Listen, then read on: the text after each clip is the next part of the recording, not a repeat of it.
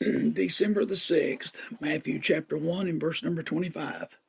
And knew not her until she had brought forth her firstborn son, and he called his name Jesus. Joseph was a noble man of faith. He must have been shocked at the news, of course, but yet his faith took control once he'd received the message. He did as the angel commanded and faithfully cared for Mary.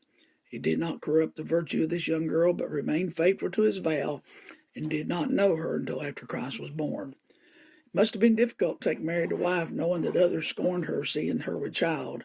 No doubt some felt sorry for Joseph, thinking what an honorable man he must be to stay with someone who had betrayed her promise.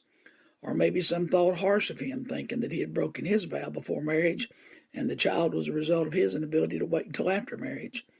No matter what the case was, those months before the birth of Christ had to be a challenge to this young couple.